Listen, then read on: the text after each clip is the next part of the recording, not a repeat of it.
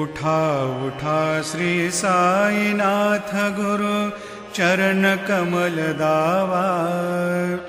आधि व्याधि भवताप वारुनी तारा जड जीवा।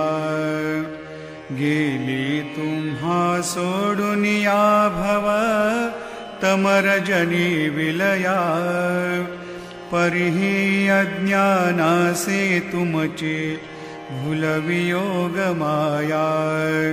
शक्ती न आम्हा यत्किंचितहि तिजला साराया। तुम्हीच ते सारुनि दावा मुख जनताराया।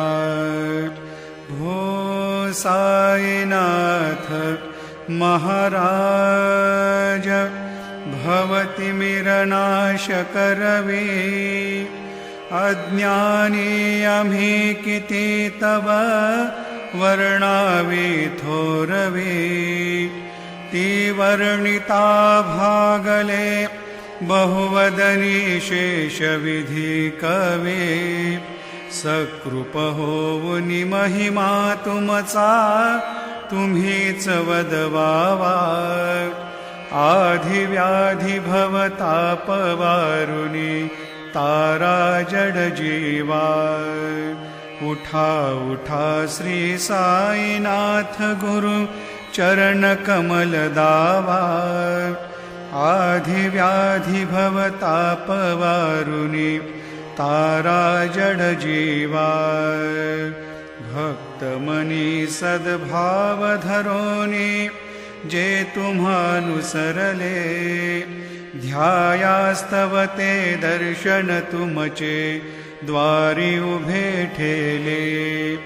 ध्यानस्था तुम्हास पाहुनी मन मुचे धाले।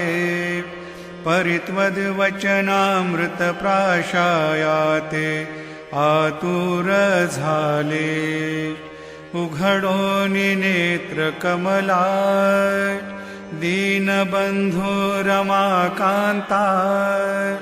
पाहि बा कृपा दृष्टी बालका जशी माता। रंजवी मधुरवाणी हरिताप साईनाथा। आम्हीच आपुले कार्यास्तव तुझ कष्टवितो देवा। सहन करशील ऐकुनि द्यावी भेट कृष्ण धावा। उठा उठा श्री साईनाथ गुरु चरण कमल दावा। आधि व्याधि भवताप वारुनी तारा जड जीवा।